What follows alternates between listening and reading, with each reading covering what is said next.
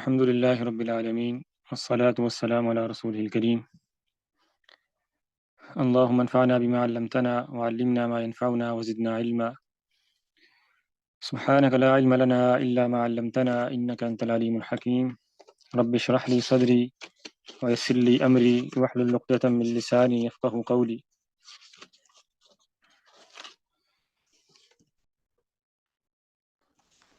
کل کے سبق میں ہم نے یہ بات شروع کی تھی کہ اللہ تعالیٰ کی جو معرفت ہے اس کے 4 درجات ہیں، یعنی جو معرفت واجب ہے اللہ تعالیٰ کی وہ 4 طرح کی ہے۔ اللہ تعالیٰ کے وجود پر ایمان، اس کے ربوبیت پر ایمان، اس کی الوہیت پر ایمان اور اس کے اسماء و صفات پر ایمان۔ پھر اسی طرح ہم نے یہ بات بھی کی تھی کہ اللہ تعالیٰ کی جو معرفت ہے وہ اس کی آیات کے ذریعے ہے، اور آیات 2 طرح کی ہیں، آیات کونیہ اور آیات شرعیہ۔ اور پھر اس کے بعد ہم نے الحاد کے اوپر مختصر گفتگو کی تھی۔ تو آج ہم الحاد کے اوپر انشاءاللہ کچھ تفصیل سے بات کرتے ہیں۔ یہاں ایک بات آپ بھائی ذہن نشین کر لیں کہ الحاد کا جو تعلق ہے وہ بنیادی طور پہ ہمارے اس رسالے کے ساتھ نہیں ہے، جیسا کہ ہم نے پہلی کلاس میں بات کہی تھی کہ اس رسالے کا بنیادی موضوع الوہیت ہے، اور آگے انشاءاللہ جب ہم تفصیل سے بات کریں گے تو یہ بات واضح ہو جائے گی کہ بنیادی طور پہ الحاد کا تعلق یعنی اسلامی جو تعلیمات ہیں اس میں کوئی بہت بڑا موضوع ہے ہی نہیں سرے سے، کیونکہ یہ ایک غیر معروف اور یعنی بیوقوفوں والا ایک نظریہ ہے جو بہت دیر بعد 18ویں صدی میں 19ویں صدی میں پروان چڑھا ہے۔ تو موجودہ زمانے کے حساب سے اس پر گفتگو کرنے کی ضرورت ہمیں پیش آئی ہے، وگرنہ سابقہ دوار میں سابقہ ازمان میں یہ کوئی نظریہ اتنا معروف یا معلوم نہیں تھا۔ تو صرف اس وجہ سے یعنی موجودہ دور کے مناسبت کے حساب سے ہم اس پر کچھ نہ کچھ گفتگو انشاءاللہ کریں گے، وگرنہ یعنی اس کا تعلق رسالے کے اصل مضمون سے، اصل موضوع سے نہیں ہے۔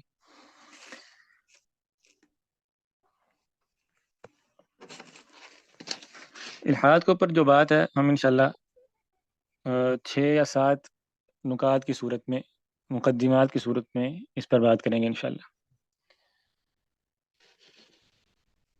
سب سے پہلی بات ہے، سب سے پہلا مقدمہ آپ کہہ لیں اس ضمن میں یہ ہے، جس کی طرف میں نے کل بھی اشارہ کیا تھا کہ الحاد بطور مذہب یہ ایک نئی چیز ہے، اس لیے عام طور پہ اس کو الالحاد المعاصر بھی کہتے ہیں، یعنی موجودہ الحاد،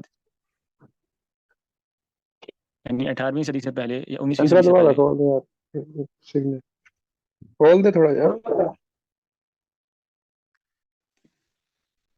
18ویں اور 19ویں صدی سے پہلے تک الحاد کا بطور مذہب وجود نہیں تھا، یعنی کچھ لوگ تھے جنہوں نے فردی طور پہ انفرادی سطح پر یا بہت چھوٹے کچھ گروہ تھے جو ایسے رہے ہیں دہریے اور ملحدین جو اللہ کو نہیں مانتے تھے، لیکن یعنی باقاعدہ مذہب کے طور پہ اس کو فروغ نہیں ملا۔ تو یہ ایک شاذ قسم کا مذہب رہا ہے۔ شاذ سے مراد ہے یعنی جو ایک عام روایت ہے اس سے ہٹ کر ایک بات، یعنی بعض فلاسفہ کے ہاں آپ کہہ لیں یا جو دیگر ادیان ہیں یہود و نصارہ ان کے چند کوئی ایسے معمولی چند گروہوں کے ہاں، جیسے ہم نے کہا قرآن مجید میں فرعون کے یا نمرود کے حوالے سے، تو کچھ لوگوں نے انفرادی طور پہ اللہ کا انکار کیے، اور ان میں سے بھی اکثریت کا یعنی کسی عقیدے کی بنیاد پہ یا کسی خاص فکر کی بنیاد پہ یہ نظریہ نہیں اپنایا، بلکہ تکبر کی بنیاد پر، حب دنیا کی بنیاد پر یا دیگر وجوہات کی بنیاد پر انہوں نے یہ نظریہ اپنایا۔ لیکن الحاد کو جو باقاعدہ بطور مذہب ایک فروغ دیا گیا یہ 18ویں اور 19ویں صدی یعنی بالخصوص 19ویں صدی میں، جب آپ بھائیوں کو معلوم ہے کچھ پس منظر کہ مغرب میں جو کنیسہ کے خلاف ایک تحریک شروع ہوئی مذہب کے خلاف عیسائیوں میں، تو اس تحریک کے نتیجے میں بہرحال یہ الحاد وجود میں آیا۔ اس لیے بنیادی بات آپ بھائیوں کو یہ علم ہونی چاہیے کہ جو الحاد ہے یہ کوئی قابل ذکر مذہب یا نظریہ نہیں رہا کبھی بھی انسانی تاریخ میں۔ اسی لیے شہرستانی رحمہ اللہ، معروف نام آپ بھائیوں نے سنا بار بار جب ہم متکلمین کا ذکر کرتے ہیں تو اس میں ایک نام ہم ذکر کرتے ہیں امام شہرستانی۔ تو انہوں نے اپنی کتاب میں بات لکھی ہے فرماتے ہیں اما تعطیل الخالق العالم القادر الحکیم فلست اراها مقالة لأحد، یعنی اللہ تعالیٰ کا انکار، یعنی کسی ایک ایسی ہستی کا انکار جو خالق ہو، جو عالم ہو، یعنی اللہ کے وجود کا انکار، فلست اراها مقالة لأحد، تو میرا نہیں خیال کہ یہ کبھی کسی قوم کا، کسی مذہب کا، کسی فرقے کا نظریہ رہا ہے، کیونکہ ہم عقائد کی کتابوں میں بہت ساری باتیں پڑھتے ہیں نا کہ اللہ کے اسماء کا انکار کیا گیا ہے، اللہ کی صفات کا انکار کیا گیا ہے، اللہ کے کلام کا انکار کیا گیا، جیسے اللہ کی رویت کا انکار کیا گیا ہے، الوہیت کے باب میں بہت ساری جو ہے نا وہ انحرافات آئے ہیں، شرک آیا ہے اس امت میں، بہت کچھ آیا، لیکن اللہ کے وجود کا انکار سرے سے یہ ایک غیر معروف چیز رہی ہے سرے سے. تو یہ بنیادی بات ہے جو آپ بھائیوں کو علم ہونا چاہیے. دوسری بات اس ضمن میں یہ ہے، دوسرا مقدمہ الحاد کو سمجھنے کے لیے وہ یہ ہے کہ چونکہ یہ ایک غیر معروف چیز تھی، ایک ایسی چیز تھی جو عقل کے تقاضوں پر پوری نہیں اترتی، تو اس لیے اسلامی تعلیمات کا بھی یہ بنیادی، آپ کہہ لیں اس کی بنیادی تعلیمات میں یہ بات نہیں ہے کہ اللہ کے وجود کو ماننا ہے، کیونکہ انسان جو ہے نا وہ بالطبع فطری طور پہ ہر انسان کسی خالق کو مانتا ہے، حتیٰ کہ کوئی انسان کسی بیابان میں اکیلا وہ کسی ایسے قبیلے میں پیدا ہوا ہے جن کا دنیا سے کوئی تعلق نہیں ہے، تو وہ دیکھے گا کہ وہاں پر بھی لوگ فطری طور پہ کسی الہ کی طرف ان کا میلان ہے، وہ کسی نہ کسی کو اپنا خدا، اپنا خالق، اپنا معبود ماننے پر مجبور ہیں. اسی لیے قرآن و سنت میں کہیں پر بھی اللہ کے وجود پر تفصیلی بحث نہیں کی گئی. پورا قرآن مجید جو ہے نا وہ، اس میں آپ کو یہ بحث تفصیلی نظر نہیں آئے گی کہ اللہ تعالیٰ کا وجود ہے یا نہیں. کس بات پر بات کی جاتی ہے؟ اللہ کی الوہیت پر. ہم نے بات کہی تھی کہ انبیاء کی بعثت کا مقصد کیا ہے؟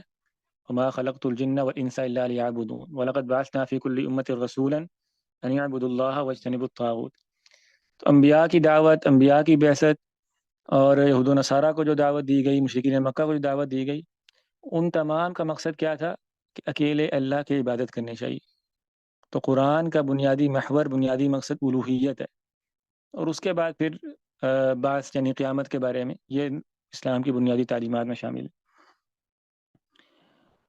یہ بات کرنا کیوں ضروری ہے؟ یہ بہت اہم بات ہے، اس بات کو آپ نے اچھی طرح سمجھنا ہے، کیونکہ یہ شاید ایسی بات ہے کہ الحاد کے بارے میں آپ بہت سارے آپ دورات میں اور کورسز میں اور بہت سارے لوگوں سے آپ مستفید ہوں گے، لیکن اس ناحیے سے، اس زاویے سے یہ بات شاید آپ کو کوئی اور نہیں کہے گا. اس لیے اس بات کو سمجھیں اچھی طرح. وہ بات کیا ہے کہ الحاد چونکہ ایک وقتی فتنہ ہے، ایک آپ کہہ لیں کہ عارضہ ہے، ایک بیماری کی طرح اس وقت انسانیت کو لاحق ہے، اور وقتی چیزوں کو کلی اہمیت دینا یہ درست نہیں ہوتا. جو وقتی فتنہ ہو،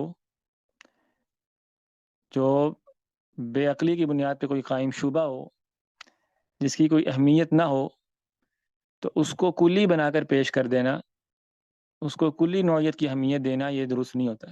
کیا معنی اس بات کا؟ اس بات کا معنی یہ ہے کہ کتاب و سنت کی اصل تعلیم کیا؟ اللہ کی الوہیت کی تعلیم، اللہ کی عبادت کی تعلیم. جب کبھی کوئی گروہ، کوئی شخص کتاب و سنت کی اصل تعلیم وہ اللہ کی الوہیت کی بجائے اللہ کے وجود کو بنا دے گا، تو یہ نبوی تعلیمات سے انحراف ہے، یہ نبوی دعوت نہیں ہے. اسی لیے آپ بھائیوں کو شاید یاد ہوگا کہ ہم نے کئی دفعہ بات کی ہے کہ متکلمین کے ہاں لا الہ الا اللہ کا معنی ہے لا خالق الا اللہ یا لا رب الا اللہ. اس کی وجہ کیا ہے کہ متکلمین نے فلاسفہ کا مقابلہ کرنے کے لیے، فلاسفہ جو تھے یہ وہ گروہ تھا کہ ان میں سے بعض لوگ الحاد کی طرف گئے تھے، یہ یعنی انکار الصانع، اللہ تعالیٰ کے انکار کی طرف بعض کا میلان تھا، اس کی صورتیں مختلف تھیں. تو متکلمین جو تھے نا اصحاب الکلام، وہ انہوں نے ان کا رد کرنے کے لیے، ان کے رد کے شوق میں انہی کے راستے پر چلتے ہوئے، یعنی فلسفی طریقوں کے مطابق، عقلی طریقوں کے مطابق ان کا رد کیا، اور اسلام کی بنیاد انہوں نے کیا بنا دی کہ اسلام کا معنی ہے اللہ کے وجود کو ماننا. بار بار ہم ایک بات کرتے ہیں اول واجب کا مسئلہ، آپ بھائیوں کو اب شاید یہ بات یاد ہے، ہم بار بار کہتے ہیں کہ اہل سنہ کہتے ہیں کہ اول واجب یعنی پہلا واجب ہے توحید، یعنی لا الہ الا اللہ، اللہ کی عبادت. اور اہل کلام کہتے ہیں اول واجب کیا؟ النظر. وہ نظر کیا ہوتی ہے؟ وہ نظر اصل میں یہ ہے کہ متکلمین کے ہاں ایک یعنی بڑی معروف دلیل ہے جسے آراز کی اور حدوث کی دلیل کہتے ہیں، وہ تفصیل میں ہم نہیں جائیں گے، یعنی اس کا منشا کیا ہے کہ وہ کہتے ہیں کہ اس عقلی دلیل کی روشنی میں انسان اس بات کو تسلیم کرے کہ اللہ تعالیٰ کا وجود ہے، اللہ ایک ہستی جس کا وجود ہے، یعنی انہوں نے جو اصل الاصول بنا دیا اسلام کی تعلیم کو، وہ کیا ہے؟ اللہ کا موجود ہونا۔ جبکہ صحیح بات کیا ہے، انبیاء کی تعلیم کیا ہے کہ اسلام کی اصل بنیاد ہے اللہ کا ایک ہونا، اللہ کے لیے عبادت کرنا۔ تو اللہ کی عبادت سے ہٹا کے جب اللہ کے وجود کو اصل بنا دیا جائے گا تو بہت سارے انحرافات آئیں گے، اور اس میں نا چار بنیادی انحرافات ہیں، یہ آپ سمجھ لیں اچھی طرح۔ یعنی یہ جو متکلمین کا نظریہ تھا نا، اہل کلام نے جو طریقہ اپنایا، دیکھیں محدثین کہتے تھے کہ فلاسفہ اگر اللہ کا انکار کرتے ہیں تو اس کا جواب کیا؟ کتاب و سنت۔ آپ کتاب و سنت کی تعلیم حاصل کریں، اس کو عام کریں، اس کو پھیلائیں۔ متکلمین کہتے تھے یہ کیا تم یعنی لکیر کے فقیر ہو، ہر بات میں کتاب و سنت، کچھ عقلی بات کرو، عقلی دلائل ہونے چاہیے۔ ان کے لیول پر آ کے ان کی زبان میں، ان کے علوم کی روشنی میں، فلسفے کی، منطق کی روشنی میں جواب دیں۔ تو متکلمین اس راستے پر نکلے، اور پھر کتنے ہی ایسے تھے جو اس راستے پر نکلے اور واپس نہیں آ سکے۔ یعنی جیسے کہ علماء کہتے ہیں نا کہ غزالی کے بارے میں معروف مقولہ ہے کہ غزالی تو فلسفے میں جب داخل ہوئے، پھر انہوں نے اس فلسفے سے نکلنا چاہا مگر فلسفے نے ان کی جان نہیں چھوڑی۔ کیا مراد ہے؟ کہ یہ غزالی، رازی، یہ سب جو بزرگ تھے، بڑے لوگ تھے، یہ وہ جو فلسفے کے کفریات تھیں، غیبیات میں انکار کی بعض جو علائشیں تھیں، وہ ان تک پہنچ گئی بہرحال۔ خیر بات زیادہ مشکل نہ ہو جائے، میں بات مختصر کرتا ہوں کہ جس طرح اہل کلام نے اصل اس چیز کو بنا لیا ہے نا کہ ہم نے اللہ کا وجود ثابت کرنا ہے، تو اسی طرح اس دور میں جو بنیادی طور پہ دین کا کام کرنے والے لوگ ہیں، تنظیمات ہیں، ادارے ہیں، آرگنائزیشن ہیں، انہوں نے اصل بنا لیا ہوا اس دور میں رد الحاد کو۔ میں بار بار یہ بات کرتا ہوں کہ رد الحاد اصل نہیں، اس کو اصل بنا لینا، اس کو بنیاد بنا لینا، اس کے چار بڑی خرابیاں در ہمارے ہیں۔ وہ چار بڑی خرابیاں کیا ہیں؟ پہلی خرابی یہ ہے کہ الحاد کا رد، الحاد اتنا زیادہ نہیں ہے جتنا الحاد کا رد ہے۔ یہ پہلی بات، یعنی بعض علاقوں میں، بعض جگہوں پر الحاد نہیں ہے لیکن الحاد کا رد پھیلایا جا رہا ہے، یہ خود فتنہ کا تعارف کروانا ہے۔ اس کی کیا مثال ہے؟ مثال کے طور پہ گاؤں دیہات میں جہاں عام لوگ ہیں، عوام الناس کا طبقہ ہے، ان کو خطبے کا جمعہ کا جو خطبہ دینا، اس میں کیا باتیں بتانی ہے کہ الحاد کیا ہوتا ہے، اس کا رد کیسے کرنا چاہیے؟ ایسا ہے کہ نہیں ہے ہمارے ہاں؟ بلکہ بعض ایسے مدارس میں جو ابتدائی نوعیت کے چھوٹے مدارس ہیں، وہاں بچے کو جب تھوڑی بہت دین کی سمجھ آتی ہے نا، تو اس کو یوں سمجھایا جاتا ہے، اس کو یہ سمجھ آتی ہے کہ دین کا مطلب کیا ہے کہ میں نے ملحدین پر رد کرنا ہے، رد الحاد پہ وہ بات شروع کرتا ہے۔ وہ سب سے پہلے یہ دیکھنا شروع کرتا ہے کہ اچھا الحاد کیا ہوتا ہے، اللہ کا انکار کرنے والے بہت سارے لوگ ہیں۔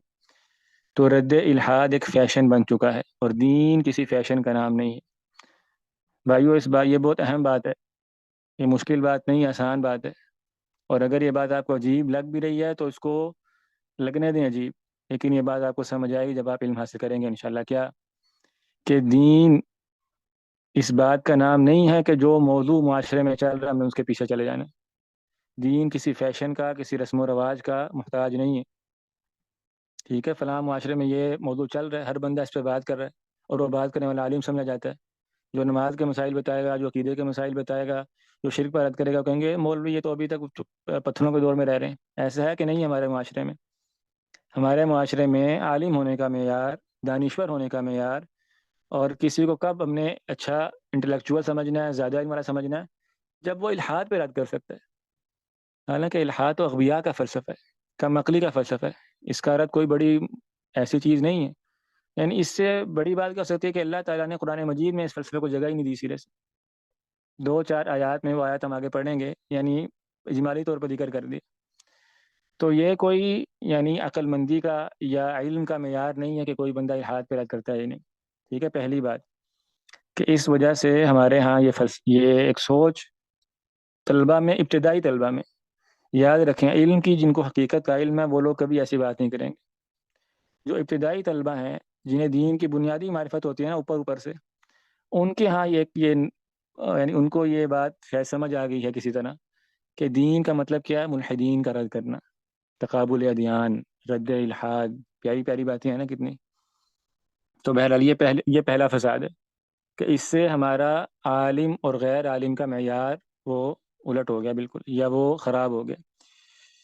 دوسری بات کیا ہے کہ ہم نے یہ بات پڑھی تھی کہ رد کا باب بڑا شریف باب ہے، بڑا عظیم باب ہے، یعنی رد کا کام طلبہ تو کجا ہر عالم بھی نہیں کر سکتا، رد کے لیے متخصص علماء ہونے چاہیے۔ رد کا باب ایک بڑا عظیم باب ہے۔ تو جب ہر بندے کو ہم نے الحاد کے رد پہ لگا دیا نا، تو ایک بہت بڑی تعداد ایسے لوگوں کی اس میدان میں ہے جو اہلیت نہیں ہے جن کے پاس، اور بغیر اہلیت کے جو کام کیا جاتا ہے اس کا فساد زیادہ ہوتا ہے۔ یہ بات ہے کہ نہیں؟ کوئی بھی معاملہ ہے، کوئی ڈاکٹر ہے وہ علاج کرنا شروع کر دے اور اس کے پاس اہلیت نہ ہو، کوئی فوجی جنگ لڑنا شروع ہو جس کے پاس اہلیت نہ ہو، وہ کیا کرے گا؟ وہ اپنی کمزوریوں پر اپنے دشمن کو مطلع کر دے گا۔ تو بہت سارے لوگوں نے، نوجوانوں نے اچھے جذبے کے ساتھ، دین کی غیرت کے ساتھ جب الحاد کا رد شروع کیا، حالانکہ ان کے پاس اسلحہ نہیں تھا، بنیادی تعلیم نہیں تھی، تو انہوں نے جہاں اپنا نقصان کیا وہاں بہت سارے لوگوں کا بھی نقصان کیا۔ ٹھیک ہے، وہ بہت سارے مناظرات میں ان کو آپ کہہ رہے ہیں شکست ہوئی یا ان کی دلیل کمزور پڑی، تو دیکھنے والوں نے اسلام کو جو ہے وہ مورد تان، مورد الزام ٹھہرایا۔ تو بغیر اہلیت کے اس میدان میں کود جانا یہ بھی بہت بڑا فساد ہے۔ کیوں؟ کیونکہ ہمارے ہاں سمجھایا کیا گیا کہ الحاد جو ہے یہ رد الحاد یہ اصل دین ہے، یہ دین کا اصل کام ہے جو کرنے والا ہے اس دور میں۔ اور مدارس ہیں، وہ مساجد ہیں، وہ تنظیمات ہیں، صبح سے شام تک ایک ہی راگ ہے۔ تو دین کی طرف راغب ہونے والے نوجوان کو سمجھ یہی آتی ہے کہ الحاد کا رد ضروری کام ہے۔ اب اسے نماز کے مسائل نہیں آتے، اسے اپنا واجب غسل کرنا آتا ہے نہیں آتا، لیکن اس نے کیا کرنا ہے؟ الحاد کا رد کرنا ہے۔ میرے بھائیو، یہ فساد ہے، یہ مفاہیم کا الٹ ہو جانا ہے، یہ اللہ اور اس کے رسول کا بتایا گیا راستہ نہیں ہے۔ من سلک طریقا یلتمس فیہ علما، اس کی شرح آپ کو یاد ہے کہ نہیں یاد؟ التماس کیا ہے علم کے راستے میں، علم کے راستے پہ چلنا صبر کے ساتھ، 5 سال 10 سال 15 سال آپ گزارو، الحاد کا رد بھی کر لینا بعد میں، بڑے مواقع آئیں گے اس کے۔ وَأْتُوا الْبُيُوتَ مِنْ أَبْوَابِهَا، گھروں میں دروازے سے جانا چاہیے۔ آپ پیچھے سے پھلان کے جائیں گے نا، شارٹ کٹ ماریں گے، تو آپ کیا کریں گے؟ اپنی ٹانگ توڑوائیں گے۔ تو دوسرا بڑا فساد ہمارے یہاں کیا ہے کہ ہم نے ہر اہل اور نااہل کو الحاد کے رد پہ لگا دیے۔ تیسرا فساد کیا ہے کہ رد کا باب ان لوگوں پر بہت زیادہ کھل گیا ہے جن کے عقائد اہل سنہ کے نہیں ہیں۔ اہل بدعت کی جانب سے بیدی عقائد کے ذریعے، یعنی باطل کے ذریعے باطل کا رد شروع ہو گیا۔ آپ بھائیوں کو اچھی طرح یاد ہوگا، ہم نے تفصیل سے بات پڑھی تھی کہ اہل سنہ کے نزدیک باطل کا رد باطل سے نہیں کیا جاتا، یاد ہے کہ نہیں یاد؟ نجاست کو نجاست کے ذریعے زائل نہیں کیا جاتا۔ اور ہم نے شیخ الاسلام کا مقولہ بھی پڑھا تھا کہ جب متکلمین نے فلاسفہ کا رد کیا تو انہوں نے کیا کہا تھا؟ لا للاسلام نصروا ولا للکفر کسروا، کہ نہ تو انہوں نے اس کفر کو توڑا اور نہ انہوں نے اسلام کی نصرت کی۔ کیوں؟ کیونکہ انہوں نے جس بات کا رد کیا وہ بات تو ختم ہو گئی، لیکن ان کی اپنی بدعت اس کی جگہ آ گئی، ایک غلطی کی جگہ ایک اور غلطی نے لے لی۔ تو بہت سارے ایسے لوگوں نے جو عقائد میں اہل سنہ کے منہج پر نہیں، انہوں نے اس راستے سے، الحاد کے رد کے راستے سے اپنے افکار وہ عام کیے معاشرے میں۔ مجھے یاد ہے کہ پچھلے رمضان میں، غالباً رمضان کی بات ہے یا اس کے بعد کی بات ہے، مدینہ میں ہماری ملاقات ایک صاحب سے ہوئی، پاکستان میں بڑے معروف ہیں وہ الحاد والا کے رد کے حوالے سے۔ اچھا، ان کے ساتھ ہماری بات ہوئی، میں تھا، میرے ساتھ طاہر بھائی بھی تھے، ایک دو ساتھی اور تھے۔ تو انہوں نے کوئی ایک حدیث پیش کی، انہوں نے کہا کہ یہ حدیث ہے اور ملحدین کا اس پہ بڑا اعتراض ہے، اس کا جواب مجھے نہیں ملا آج تک۔ اور میں نے ان سے پوچھا پھر آپ نے کیا کیا؟ یعنی جب آپ کو اس کا جواب نہیں ملا تو آپ نے اس کا جواب کہیں ڈھونڈا یا کہاں سے؟ یعنی آپ کیا جواب دیتے ہیں اگر کوئی اعتراض کرے؟ تو کہنے لگا کہ میں نے وہ مفتی صاحب سے پوچھا، انہوں نے انڈیا کے ایک مفتی صاحب کا نام لیا، وہ بڑے معروف ہیں الحاد کے رد کے باب میں۔ تو انہوں نے مجھے کہا کہ یہ تو حدیث ہے، یہ اخبار احاد میں سے، اور خبر واحد عقیدے میں حجت نہیں ہوتی، تو ہم اس حدیث کو مانتے ہی نہیں۔ تو کہنے لگے میرا دل تو اس پہ بڑا مطمئن ہو گیا کہ یہ تو حدیث ہم سرے سے مانتے ہی نہیں، یہ تو خبر واحد ہے۔ آپ کیا سمجھتے ہیں کہ کیا اس بندے نے الحاد کا رد کیا، کہ اس نے الحاد کی جگہ پر ایک اور الحاد پیدا کیا؟ کہ اس نے یہ تو کہہ دیا کہ چلو وہ مسئلہ ہی غلط ہو گیا، لیکن اس نے اتنا بڑا ایک الحاد دے دیا کہ ہم خبر واحد کو نہیں مانتے جو پورا دین ہے۔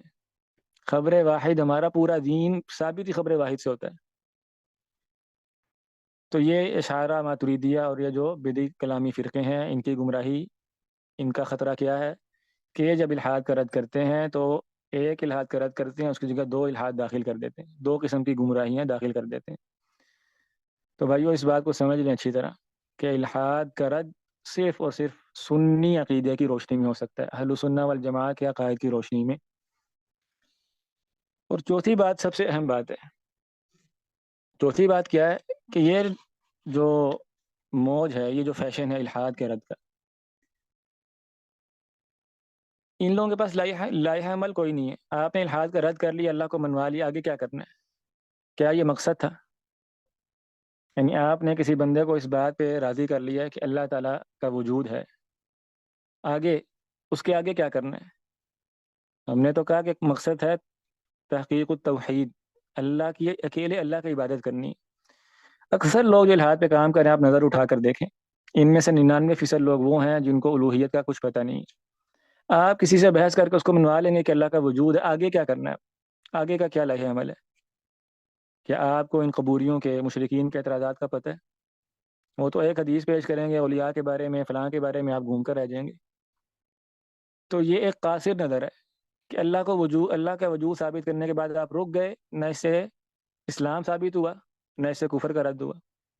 ایسا ہے کہ نہیں ہے؟ کیا اللہ کو ماننا اسلام ہے؟ بات سمجھ آ رہی ہے؟ یہ اوپر سے جا رہی ہے۔ کیا جو شخص یہ مانتا ہے کہ اللہ تعالیٰ ہے وہ مسلمان وہ مسلمان ہے، کافی ہے اس کے لیے؟ کیا کہتے ہیں؟ مسلمان کون ہوتا ہے؟ مسلمان کی تعریف کیا ہے؟ بتاتے ہیں؟ کیا معنی ہے مسلمان کا؟ لا الہ الا اللہ کا کیا معنی ہے؟ ہاتھ کھڑا کریں نا جس کو سمجھ آئیے۔ زبیر بھائی۔ السلام علیکم ورحمۃ اللہ وبرکاتہ۔ وعلیکم السلام ورحمۃ اللہ وبرکاتہ۔ شیخ صاحب جو بنیادی فرق ہے لا معبود بحق الا اللہ، یعنی یہ تو اللہ بولتے ہیں جیسے مختلف جماعتیں ہیں، مگر ان کا الگ الگ ہے، لا موجود الا اللہ وغیرہ وغیرہ۔ نہیں، یعنی ہم کس کو کہیں گے کوئی بندہ مسلمان کب ہوتا ہے؟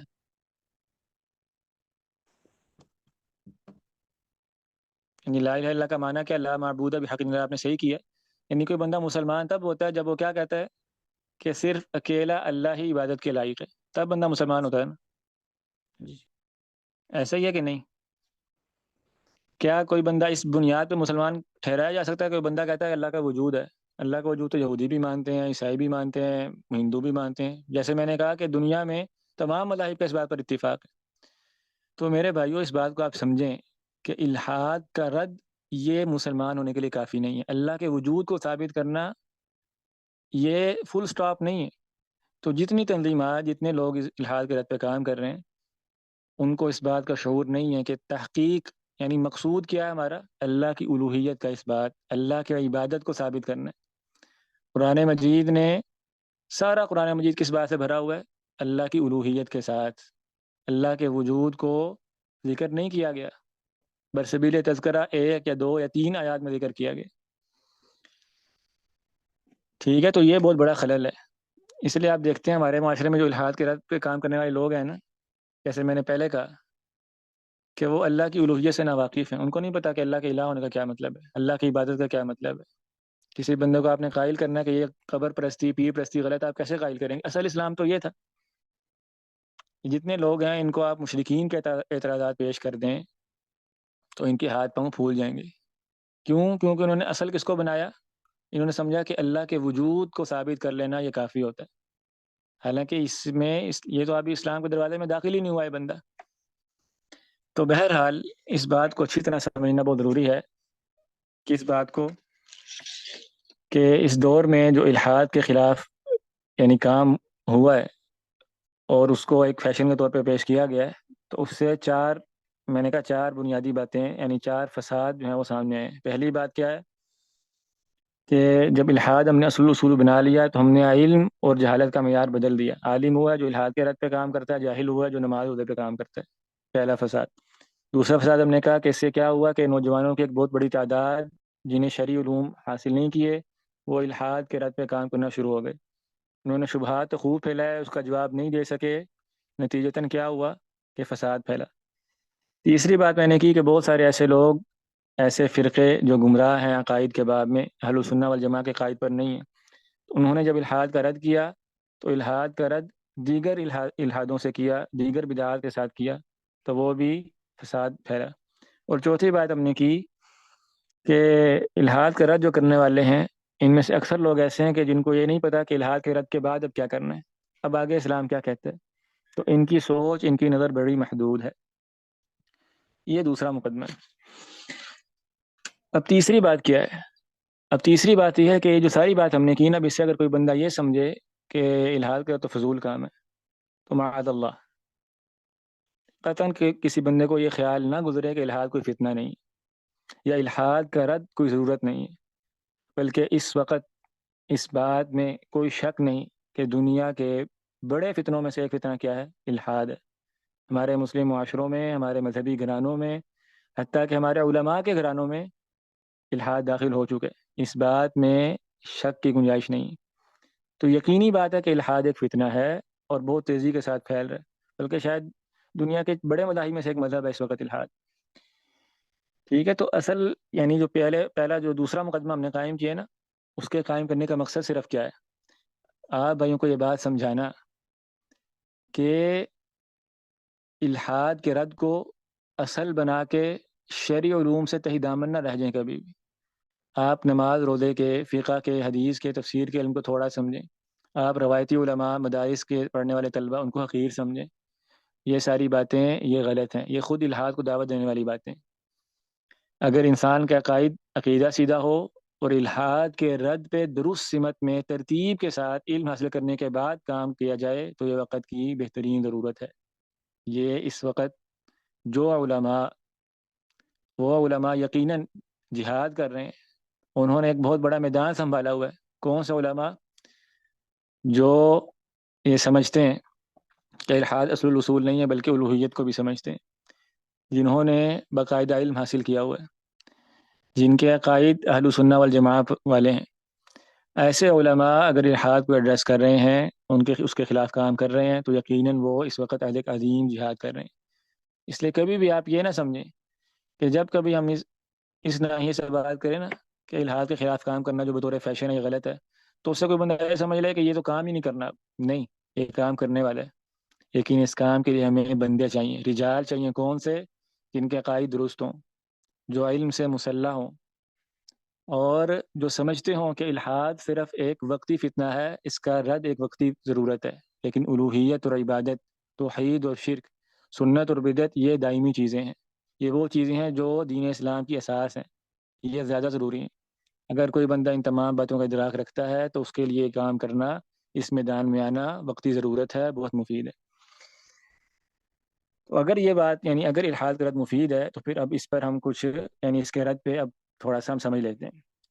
اس بات کو آپ سمجھیں کہ جو الحاد ہے نا، اس کی بہت ساری شکلیں ہیں۔ ایک ہے جو لوگ اللہ کو نہیں مانتے، اللہ کا انکار کرتے ہیں، جسے ایتھیزم کہتے ہیں۔ اس طرح ایک اس کی صورت ہے جو اللہ کو تو مانتے ہیں لیکن اس اللہ کا کوئی تعلق انسانیت سے یا بشریت سے نہیں مانتے، جسے ڈیزم کہتے ہیں یا ربوبیت کہتے ہیں۔ یعنی کہتے ہیں کہ الہ ہوگا، خالق ہوگا، ٹھیک ہے، لیکن اس کا جب اس نے کائنات بنا دی، اب اس کا تعلق ختم ہو گیا، اب ہم جو مرضی کرتے ہیں۔ یعنی اللہ کا براہ راست کوئی تعلق نہیں ہے اس کائنات سے۔ اس طرح ایک گروہ ہے جسے ہم کہتے ہیں کہ یہ اگنوسٹکس ہیں، یعنی جو کہتے ہیں کہ اللہ ہے یا نہیں ہمیں پتہ ہی نہیں ہے، اللہ ادریہ بھی کہتے ہیں ان کو۔ آپ نے اصطلاح سنی ہوگی کہ وہ کہتے ہیں میں ایتھیسٹ نہیں ہوں، میں کیا ہوں؟ میں اگنوسٹک ہوں۔ کیا مطلب ہے کہ میں نہ یہ کہتا ہوں کہ اللہ ہے، نہ یہ کہتا ہوں کہ اللہ نہیں۔ اسی طرح ایک فکر ہے جسے ہم کہتے ہیں الانسانیہ، ہیومنزم، کہ وہ لوگ بھی کہتے ہیں کہ الہ کا ہونا، دین کا ہونا ضروری نہیں ہے، لیکن انسانیت کی بنیاد پہ بہت سارے جو ہیں یہ ہمارے سارے اصول طے ہونے چاہیے، وغیرہ وغیرہ۔ بات میں کیا کرنا چاہ رہا ہوں کہ جو تمام مذاہب ہیں، خواہ وہ یہ ربوبیت ہو، خواہ وہ یہ انسانیت ہو، خواہ وہ یہ اللہ دریہ ہو، خواہ وہ یہ الحاد ہو، ایتھیزم ہو، ان میں قدر مشترک کیا ہے؟ وہ ہے ایک یعنی الہ، ایک وجود، ایک خالق، اس کو پرے کر دینا، اس کو نہ ماننا۔ ٹھیک ہے، تو یعنی تمام الحاد کی بنیاد کس بات پہ قائم ہے؟ خالق کے انکار پر، یا اگر اس کا ایسا وجود ہے جو مؤثر نہیں ہے تو وہ بھی ایک انکار کی صورت ہے۔ اس لیے الحاد کے رد کا کیا معنی ہے کہ ہم اللہ کی ربوبیت، ایک ایسے الہ کو ثابت کر دیں جس کا وجود ہے، تو الحاد خود ہی ختم ہو جاتا ہے۔ اچھا، اللہ کے وجود کو ثابت کرنا، اس کے بے شمار آپ کہہ لیں طریقے ہیں اور بے شمار دلائل ہیں۔ اصلاً یہ بات آپ سمجھ لیں کہ اللہ کے وجود کو ثابت کرنا ہمارے ذمہ نہیں ہے، بلکہ جو لوگ انکار کرتے ہیں نا ان کے ذمے، کیونکہ اللہ کا وجود ایک اصل ہے، ایک بنیاد ہے کہ جس پہ تمام انسانیت جمع تھی۔ جو بندہ نیا دعویٰ کرتا ہے نا اس کے ذمے دلائل ہوتے ہیں، یعنی جو بندہ کہتا ہے نا کہ اللہ نہیں ہے، اس نے ثابت کرنا ہے کہ کیوں نہیں ہے۔ ٹھیک ہے، پہلے تو یہ بات تمہیں پتہ ہونی چاہیے کہ اصلاً اگر ہمیں یعنی کوئی عام شخص ہے اس کو نہیں پتا کہ اللہ کی ربوبیت کے کیا دلائل ہیں، تو اس میں اس کے شرمانے کی بات نہیں۔ کیوں؟ کیونکہ وہ انسانیت کے اجماع کے ساتھ ہے۔ جو بندہ نئی بات کرنے والا ہوتا ہے، نیا دعویٰ کرنے والا ہوتا ہے، اصلاً دلیل اس کے ذمہ ہوتی ہے۔ یہ تو ویسے آپ کہہ لیں ایک بات بطور یعنی جملہ معترضہ آ گئی، لیکن اللہ کے جو وجود کو ثابت کرنا ہے نا، اس کے دلائل اس قدر زیادہ ہیں اور اتنے بے شمار ہیں، جیسا کہ میں نے کہا کہ قرآن مجید میں اور حدیث میں اس کی ضرورت ہی نہیں سمجھی گئی کہ اس کو بیان کیا جائے۔ کیوں؟ کیونکہ انسانیت عام اپنی عقل، فطرت اور اپنے مشاہدے سے متفق تھی کہ اللہ کا وجود ہے۔ اس لیے دین اسلام کی بنیادی تعلیمات میں اللہ کے وجود کو رکھا ہی نہیں گیا کہ اس پر بحث کی جائے، کیونکہ جب اللہ کو ہم الہ ہم تو بات ہی آگے سے شروع کر رہے ہیں کہ اللہ کی عبادت کرنی ہے، اللہ کا وجود ہے تو اس کی عبادت کرنی ہے۔ ٹھیک ہے، تو اسلام اس بحث سے بہت آگے کی چیز ہے، ایک بہت ایڈوانس دین ہے۔ وہ اس پہ بحث اس پہ یعنی اس کی بنیاد میں یہ چیز ہے ہی نہیں کہ اللہ کا وجود ہے یا نہیں ہے۔ اس لیے اللہ کے وجود کو ثابت کرنے کے لیے نا 4 طرح کے دلائل ہم دے سکتے ہیں، یعنی آپ کہہ لیں ان کی ہم 4 قسمیں بنا سکتے ہیں۔ پہلی قسم ہے شرعی دلیل، الدلیل الشرعی، اس کو ہم الگ الگ بیان کرتا ہوں میں بھی۔ دوسری قسم ہے الدلیل الفطری، تیسری قسم ہے الدلیل العقلی، اور چوتھی ہے الدلیل الحسی۔ شرعی دلیل، فطری دلیل، عقلی دلیل اور حسی دلیل۔ شرعی دلیل سے کیا مراد ہے کہ ہم قرآن مجید کی کوئی آیت پیش کر دیں، حدیث پیش کر دیں کہ اللہ کا وجود ہے، قل اغیر اللہ ربا وهو رب کل شیء الحمد للہ رب العالمین قل هو اللہ احد، پورا قرآن مجید ہی ہے۔ تو یہ دلائل شرعی ہیں جن پر ہمارا ایمان ہے، اور یہ بہت بڑا میدان ہے۔ لیکن چونکہ یہاں مخاطب وہ لوگ ہیں یا جہاں رد جن لوگوں پر مقصود ہے اصلاً وہ کسی الہ کو یا کسی شریعت کو، کسی قرآن کو ماننے والے نہیں ہیں، تو اس لیے دلیل شرعی ان کے حق میں اتنی مفید نہیں ہے۔ یعنی ہم مسلمانوں کو تو بتا سکتے ہیں، تو ان سے بات کرنے کے لیے یا ان کے رد کے لیے یا ان کو سمجھانے کے لیے فطری، عقلی اور حسی 3 دلائل ہونے چاہیے۔ ٹھیک ہے، ان تینوں دلائل کو ہم الگ الگ سمجھ لیتے ہیں۔ میں شاید تھوڑا آج رفتار میں تیز اس لیے ہوں کہ ہمارے پاس وقت کم ہے اور میں چاہتا ہوں کہ بات ہماری ساری یعنی ہم کر لیں۔ اس لیے اگر کوئی بات کسی بھائی کو سمجھ نہ آئے یا کوئی رہ جائے تو سبق کے آخر میں وہ مجھ سے پوچھ لیں لازمی، یعنی کلیئر کر لیں۔ ایسا نہ ہو کہ آپ بس میرے کہنے پر جو ہے نا وہ آمین کر کے تو چلے جائیں، ایسا ہی ہونا چاہیے۔ یہ سبق ہمارا بہت اہم ترین اسباق میں سے ہے، اس کو آپ نے کما حقہ علی وجہ البصیرہ سمجھ لینا۔ تو خیر پہلے میں نے کہا کہ پہلے ہے شرعی دلیل، اور وہ تو قرآن مجید اور حدیث بہت ساری ہیں، جہاں جہاں اللہ کا ذکر آیا، رب کا ذکر آیا، وہ ساری اس کے دلائل ہیں۔ تو دوسرے نمبر پہ فطری دلیل۔ فطری دلیل کیا ہے؟ یعنی فطرت اللہ التی فطر الناس علیہ، اللہ تعالیٰ نے انسان کی فطرت میں بات رکھی ہے کہ اس کو ایک الہ کی ضرورت ہے۔ وہ یعنی مجبور ہے فطرتاً کہ میرا کوئی رب ہونا چاہیے، کوئی خالق ہونا چاہیے، کوئی ایسی ہستی ہونی چاہیے جس کو میں نے ماننا ہے۔ اچھا، یہ جو ملحدین ہے نا یہ بھی انسان ہے نا، ایسا تو نہیں ہے کہ یہ جانور ہیں، اگرچہ وہ کہتے ہوں کہ ہم جانوروں سے آئے ہیں، لیکن اب آئے بھی ہوں تو اب تو انسان ہے نا۔ تو جب ہم نے کہا کہ انسان کی فطرت میں یہ بات ہے کہ اللہ کا وجود ہے، تو کیا ملحدین کی فطرت میں یہ بات ہے؟ تو یقیناً ہے۔ اس کی کیا دلیل ہے؟ پہلی دلیل اس کی یہ ہے کہ جب آزمائش آتی ہے، جب شدائد آزمائشیں ٹوٹتی ہیں، تو کائنات کا بڑے سے بڑا ملحد بھی ہو تو وہ ایک ایسی ہستی کو پکارنے پہ مجبور ہوتا ہے جو اس کو اس سے نکالے۔ یعنی علماء نے کہا ہے نا کہ جس بندے کو اللہ پر یقین نہیں ہے اس کو سمندر میں پھینک دو، وہ خود ہی اللہ کو مان لے گا۔ اور اسی بات کو قرآن مجید نے بیان کی کہ مشرکین مکہ جب سمندر میں جاتے تھے اور طوفان آتا تھا وہ کیا کرتے تھے؟ وہ لات، منات، عزا کو نہیں پکارتے تھے، پھر کیا کرتے تھے؟ خالص اللہ کو پکارتے تھے۔ حالانکہ ان کو اللہ کا تعارف کس نے کرایا؟ کسی نے نہیں، فطرت کی آواز ہے کہ نہیں کوئی ایک ایسی اوپر کوئی ایک ایسی ہستی ہے ان سارے بتوں سے ہٹ کے جو یہاں سے مجھے نکالنے والی۔ تو انسان کی فطرت میں یہ چیز رکھی گئی ہے کہ اس کو ایک الہ چاہیے، اس کو ایک خالق چاہیے، حتیٰ کہ آپ کو شاید یہ بات علم ہو کہ جو ملحدین ہیں، یہ جو تحریک چلی الحاد کی، یہ لوگ اپنی اس فطرت سے اس قدر مجبور ہوئے کہ ایتھیسٹ چرچز باقاعدہ معروف ہیں آج. یعنی ان لوگوں نے عبادت کے لیے، حالانکہ ملحد ہیں، ملحدوں نے اپنی عبادت گاہیں تعمیر کر لی ہوئی. ایتھیسٹ چرچز یعنی یہ ملحدین کے عبادت خانے، یعنی یہ لوگ مجبور ہیں کسی معبود کے ماننے پر. یار کسی کی تو عبادت کرنی ہے. اور یہ جو ڈاروین ڈے آپ نے سنا ہوگا، یعنی الحاد کے بانیوں میں سے ایک ڈاروین ہے نا، جس کا جو نظریہ ارتقاء ہے وہ بڑا معروف ہے. تو اب یہ ڈاروین ڈے کیوں مناتے ہیں؟ یہ ملحدین کا مذہبی تہوار ہے ڈاروین ڈے. یہ کیوں اس بات پر مجبور ہوئے کہ کوئی ایک دن عبادت کا مقرر ہونا چاہیے اپنی اس فطرت کی آواز پہ؟ اور آپ کو پتہ ہے کہ الحاد کے بانیوں میں سے، یعنی اس وقت جو معاصر الحاد ہے اس کی بنیاد رچرڈ ڈاکنز پر ہے. دی گاڈ ڈیلیوژن جس کی کتاب ہے، آپ بھائیوں نے بہت اکثر نے سنا ہوگا. اس نے اس کتاب میں باقاعدہ یہ بات لکھی ہے. اس کا میں یہ آپ کو پڑھ کے سناتا ہوں جملہ، پھر آپ بھائی سمجھنا ہو کیا کہنا چاہ رہے ہیں. کہتا I think that when you consider the beauty of the world and you wonder how it came to be what it is, you are naturally overwhelmed with a feeling of awe, a feeling of admiration, and you almost feel a desire to worship something. کسی بھائی کو بات سمجھ آئی؟ میں دوبارہ پڑھ دیتا ہوں، پھر آپ سے پوچھوں گا جس بھائی کو سمجھ آئی وہ ہاتھ کھڑا کرنا کہ یہ کہنا کیا چاہ رہے ہیں.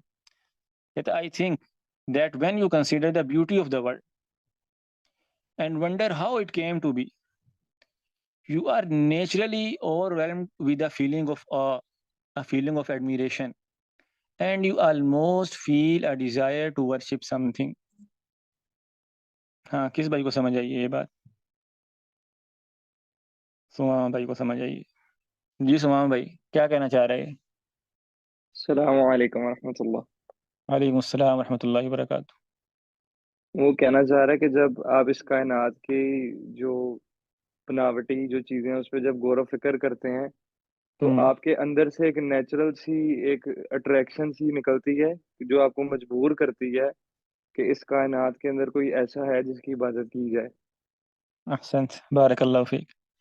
اب دیکھیں یہ ملحدین کا امام ہے، یہ یعنی دی گاڈ ڈیلوژن یعنی خدا کا دھوکہ، یہ اس کی کتاب کا نام ہی ہے.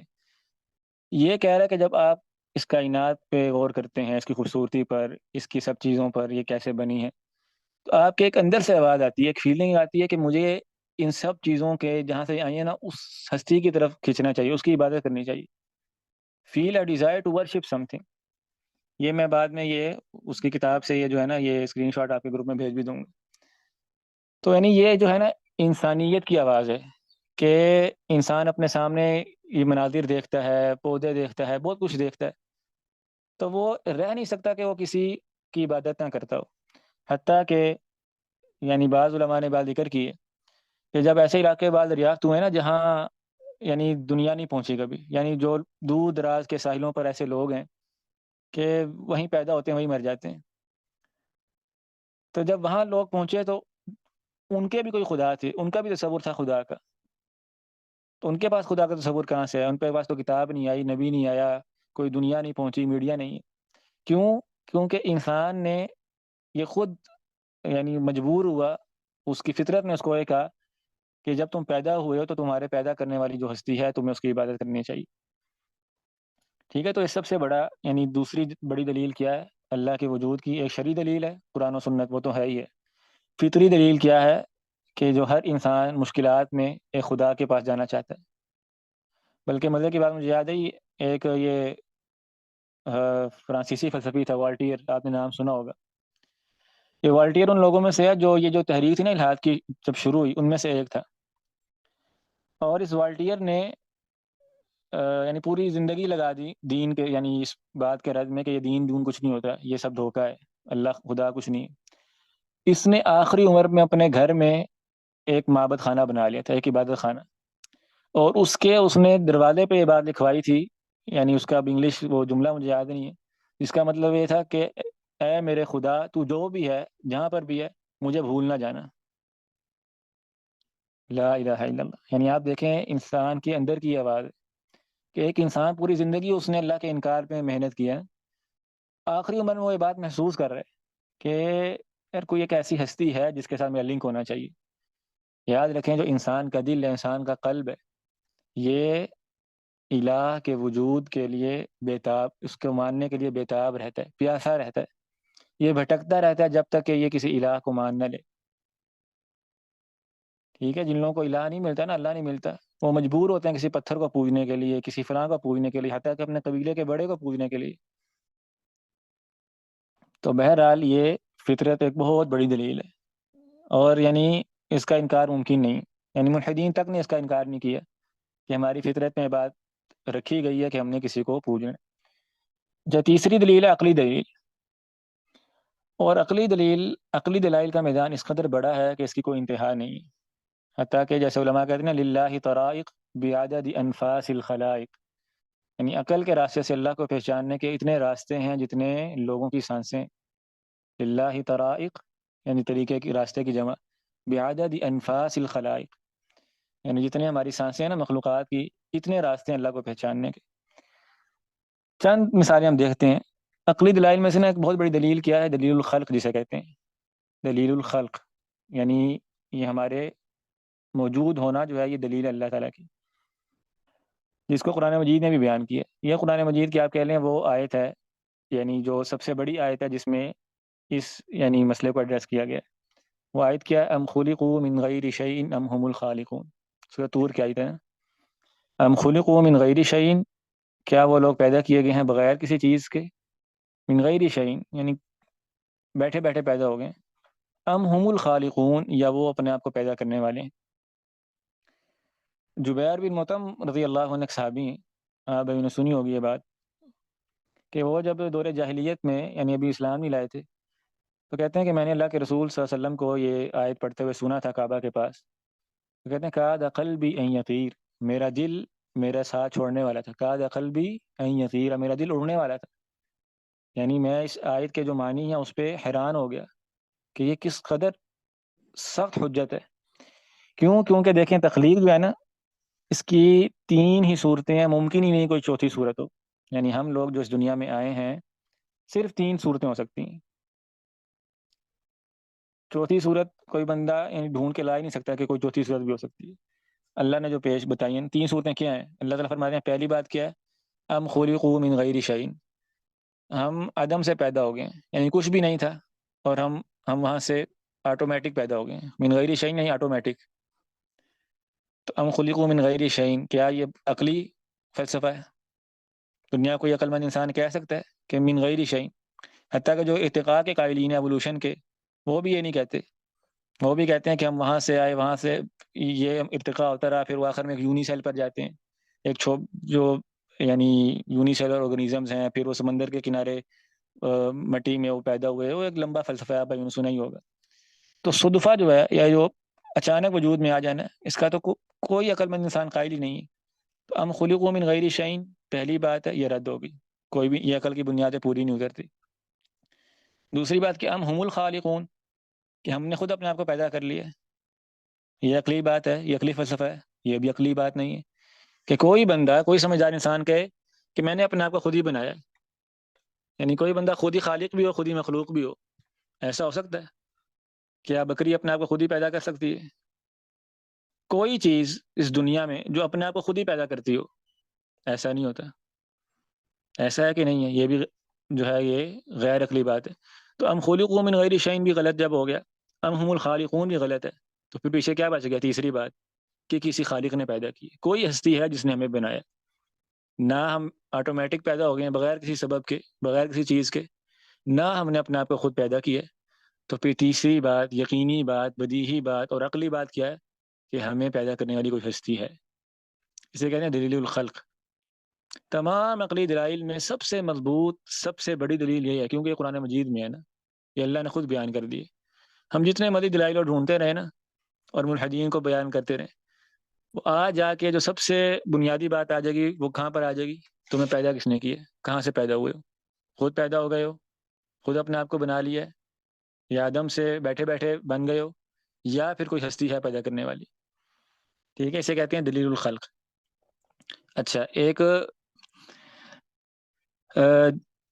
دلیل الخلق سے ایک اور بات مجھے یاد آئی، ایک لا ہے فزکس میں، آپ شاید پڑھتے ہوں، جسے کہتے ہیں قانون السببیہ۔ کسی بھائی کو پتہ ہے کیا ہوتا ہے قانون سببیہ؟ Every cause has a effect, every effect has a cause, الٹ کہہ دیا میں نے. یہ کیا بات ہے؟ ہاں عبداللہ بھائی.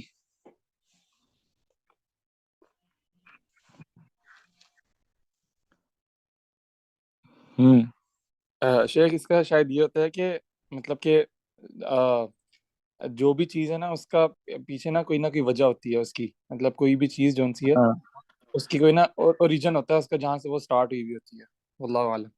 جی جی ٹھیک ہے. میں لا آف کازیلٹی یا پتہ نہیں اس طرح کوئی لفظ ہے اس کا انگلش میں، قانون سببیہ کہتے ہیں کہ جو ہر افیکٹ ہے اس کی کوئی کاز ہے، ہر چیز جو ہے اس کی کوئی وجہ ہوتی ہے. اس کی مثال آپ یوں سمجھیں، ایک چھوٹا بچہ ہے نا 5 سال کا 4 سال کا، آپ اس کو ایسے پیچھے سے انگلی دیں ذرا، اس کو ہلکا سا آپ کو سر پہ تھپڑ لگا کے آپ اپنا ہاتھ پیچھے کر لیں، وہ بچہ کیا کہے گا کہ یہ تھپڑ مجھے خود ہی لگ گیا آٹومیٹک، کہ فوراً کہا کس نے مارا ہے، ایسے ہی کہے گا نا.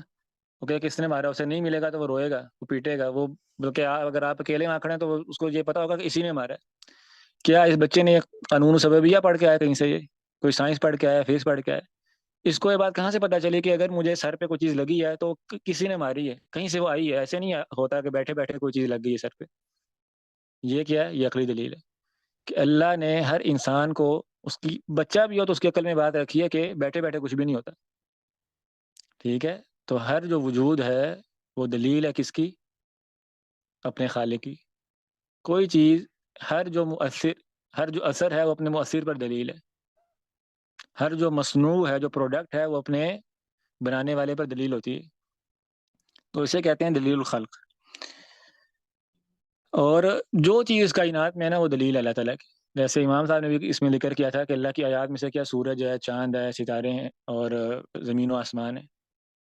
تو جو چیز ہے وہ کیا بتاتی ہے کہ اللہ کا وجود ہے.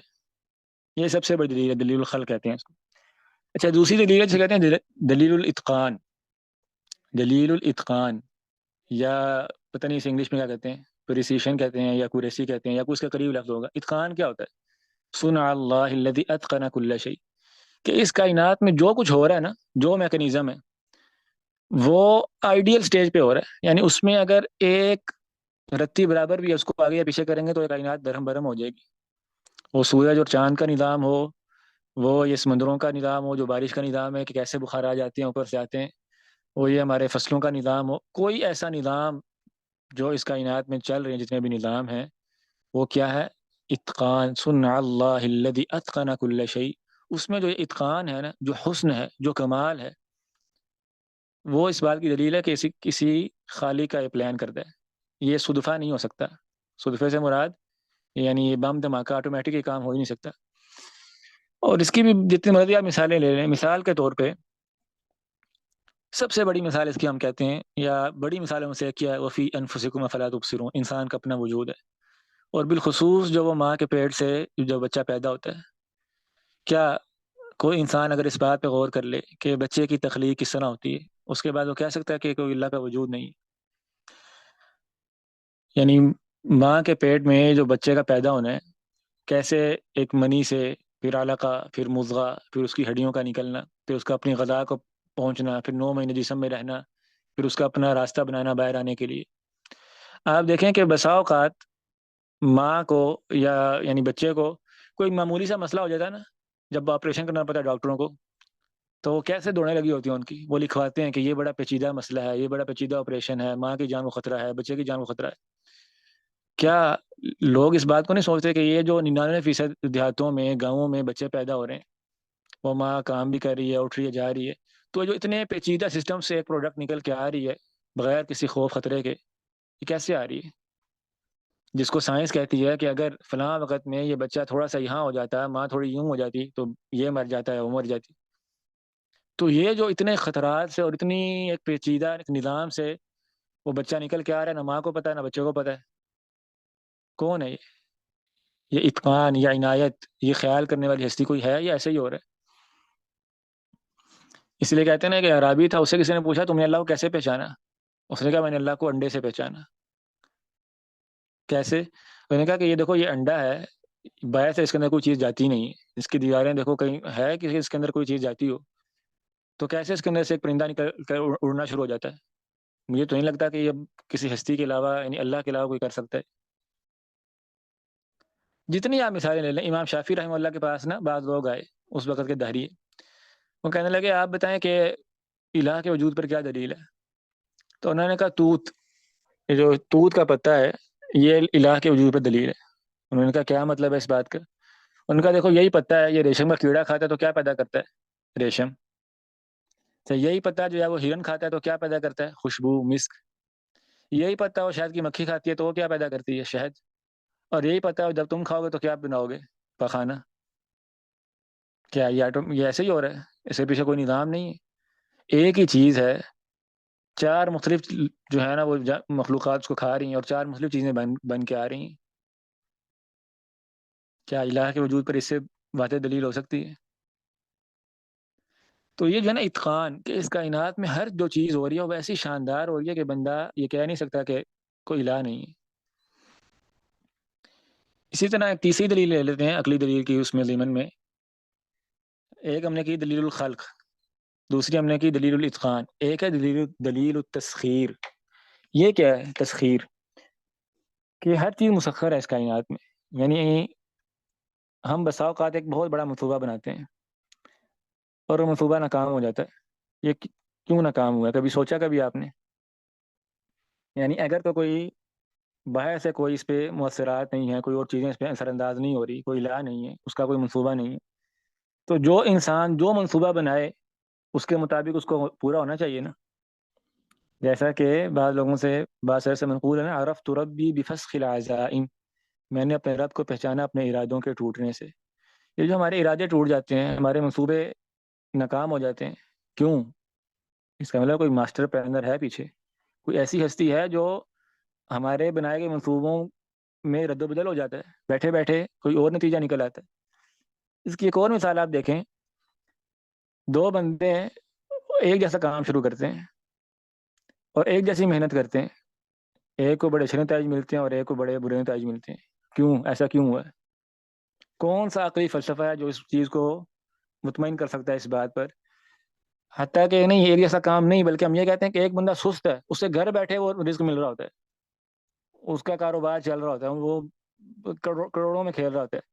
ایک بندہ اس سے زیادہ صلاحیتوں والا دن رات کام کرتا ہے، وہ ناکام بیٹھا ہوتا ہے، اس کا روزگار ہی پورا نہیں ہو رہا ہوتا۔ یہ کیسے ہو رہا ہے؟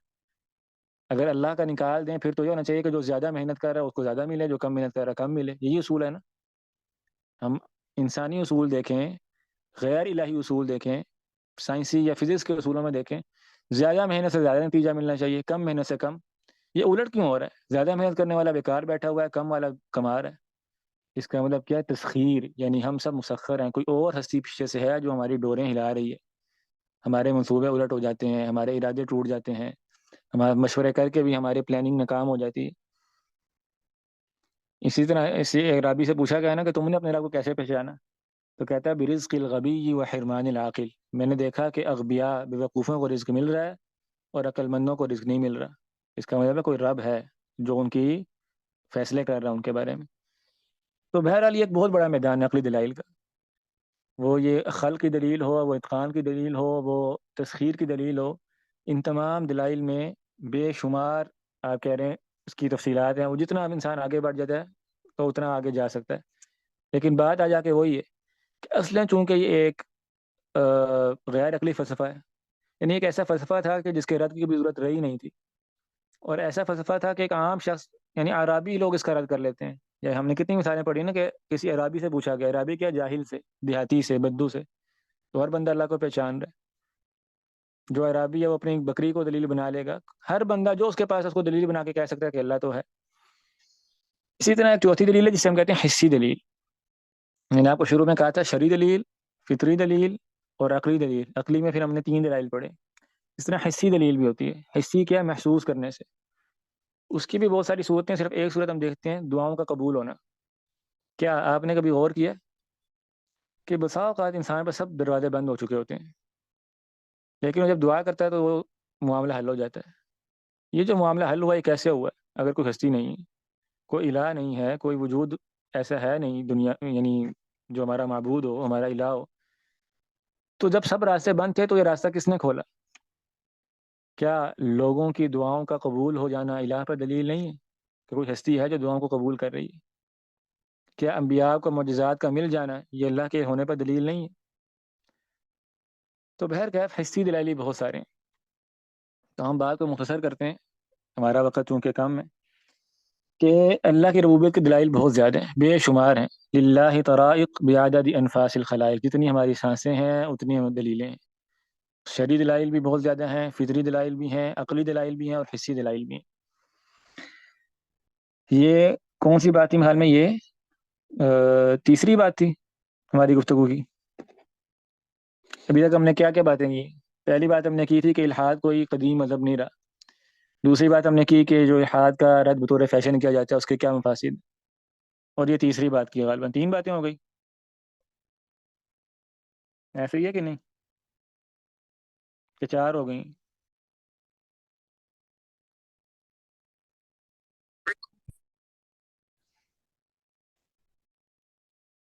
تین ہو گئی، چلیں الحمدللہ۔ اچھا، چوتھی بات یہ ہے الحاد کے مسئلے کو سمجھنے کے لیے، وہ میں نے کل بھی اشارہ کیا تھا کہ جب یہ بات ہم پر واضح ہو گئی نا کہ الحاد کوئی علمی چیز نہیں ہے، کوئی عقلی چیز نہیں ہے، اور اس کو ثابت کرنے کے دلائل بے شمار ہیں، تو پھر یہ سوال پیدا ہوتا ہے کہ پھر یہ الحاد اتنے لوگ ملحد ہوتے کیوں ہیں؟ سوال ہے نا اہم۔ اچھا، اس میں پہلی بنیادی بات کیا جو میں نے کل آپ کو کہی تھی کہ اصل میں یہ الحاد ایک وسوسے کا نام ہے، یہ ایک شیطانی ہتھ کنڈ ہے۔ اس کی دلیل اللہ کے رسول صلی اللہ علیہ وسلم کی حدیث سے آپ نے فرمایا تھا کہ ان الشیطان یأتی احدکم فیقول ھذا خلقہ اللہ فمن خلق اللہ، کہ ایک وقت ہوگا شیطان تمہارے پاس آئے گا، تم سے کہے گا کہ اس کو تو اللہ نے پیدا کیا لیکن اللہ کو کس نے پیدا کیا؟ یعنی اللہ کے رسول صلی اللہ علیہ وسلم نے اشارہ کر دیا، ہمیں یہ سمجھا دیا کہ الحاد جب بھی آئے گا تو بنیادی طور پہ کہاں سے آئے گا؟ وہ شیطان کی طرف سے، وہ شیطانی وسوسے کا نام ہوگا۔ اسی لیے میں نے آپ کو کوئی بات کی تھی کہ چونکہ الحاد بنیادی طور پہ ایک شیطانی وسوسے کا نام ہے، اس لیے اس کا علاج بھی وہی ہے جو شیطان کا علاج ہے۔ اور وہ 3 باتیں ہم نے کل پڑھ لی تھی، وہ دہرا دیتا ہوں میں، کہ جب کبھی ایسا خیال ہے تو کیا کرنا ہے؟ آمنت باللہ، کہ میں اللہ پر ایمان لے کر آتا ہوں۔ جب ہم صبح شام دعا پڑھتے ہیں نا، رضیت باللہ ربا وبالاسلام دینا وبمحمد النبیہ، یہ الحاد کا علاج ہے۔ صبح شام 3 دفعہ جو ہم دعا پڑھتے ہیں، یہی اصول ثلاثہ ہیں جو ہم کتاب پڑھ رہے ہیں۔ کیا؟ رضیت باللہ ربا، جو مرضی مجھے شبہ آتا ہے، اشکال آتا ہے، اس کو میں لفٹ نہیں کراتا، میں کیا کہتا ہوں؟ میں اللہ کے رب ہونے پہ راضی ہوں، محمد صلی اللہ علیہ وسلم کے نبی ہونے پہ راضی ہوں، اسلام کے دین ہونے پہ راضی ہوں۔ تو پہلی بات کیا؟ ایمان۔ دوسری بات ہم نے کی تھی کہ آپ اعوذ باللہ پڑھیں اور بائیں طرف 3 دفعہ تھتکار دیں۔ اور تیسری بات ہم نے کی تھی کہ اپنی سوچوں کو لگام دیں، وسوسے کو ڈھیل مت دیں، اپنے آپ کو اس کے حوالے نہ کریں۔ 5ویں بات کیا ہے؟ 5ویں بات یہ ہے کہ یہ جو الحاد، یہ جو وساوس آتے ہیں کہ اللہ کو کس نے پیدا کیا ہے، یا اس دنیا میں اتنا ظلم ہو رہا ہے تو کیوں ہو رہا ہے، یا فلاں چیز ایسے کیوں ہے، ویسے کیوں ہے، یہ جو وساوس الحادی وسوسے آتے ہیں یہ کیوں آتے ہیں؟ یعنی ظاہری بات ہے کوئی علم تو اس کے پیچھے ہے نہیں کہ دلائل ہوں، کوئی عقلی بات بھی نہیں ہے۔ اس بات کو آپ سمجھ لیں اچھی طرح کہ جو ملحدین ہوتے ہیں نا، عام طور پہ اس کے چند بڑے اسباب ہوتے ہیں۔ جو لوگ خاص طور مسلمانوں میں سے جو الحاد کی طرف جاتے ہیں اس کے چند بڑے اسباب ہوتے ہیں۔ یہ بہت اہم مسئلہ ہے، اسے بھی سمجھنا ہے، اگرچہ ہمارا کچھ وقت اوپر لگے گا، لیکن یہ بات سمجھ لیں، شاید ہم یہ باتیں دوبارہ یعنی ہمارے کسی کتاب میں نہ آئیں، اس لیے یہ اہم باتیں ہیں۔ پہلی بات آپ یہ سمجھیں کہ الحاد کا سبب کیا ہوتا ہے؟ وہ ہزیمہ نفسیہ، کہ بنیادی طور پہ یہ ایک شکست خوردہ ذہن کی علامت ہوتی ہے۔ عام طور پہ جب مسلم بچہ مسلم معاشرے میں پیدا ہونے والا وہ مغرب کی جگہ چوند کو دیکھتا ہے نا، وہ کفار کے آگے بڑھنے کو دیکھتا ہے، وہ سمجھتا ہے کہ الحاد اس کی محرومیوں کا علاج ہے۔ اس کسی علم کی بنیاد پہ، کسی عقل کی بنیاد پہ کبھی وہ الحاد کی طرف نہیں جاتا۔ عام طور پہ کیا ہوتا ہے؟ داخلی طور پہ ایک شکست خوردگی کا احساس جو ہے نا، یہ الحاد کی طرف لے کر جاتی ہے چیز۔ میں نے آپ کو بتایا تھا کہ عام طور پہ دارالکفر میں جا کے لوگ کیوں دین سے پھر جاتے ہیں؟ اس وجہ سے کہ انہیں لگتا ہے کہ وہاں کی جو ترقی ہے، وہاں کی جو چگا چوند ہے، وہ ہمارے مسائل کا حل ہے۔ تو اپنے دنیا کے مسائل حل کرنے کے لیے وہ مذہب کو چھوڑتے ہیں، علم کی بنیاد پہ نہیں چھوڑتے۔ اسی طرح دوسرا بڑا سبب اس کا ہوتا ہے رد عمل۔ بہت سارے لوگ الحاد اختیار کرتے ہیں رد عمل میں۔ آپ میں سے کسی بھائی نے ایاز نظامی کا نام سنا ہوا ہے؟ ایاز نظامی کہ نہیں سنا ہوا؟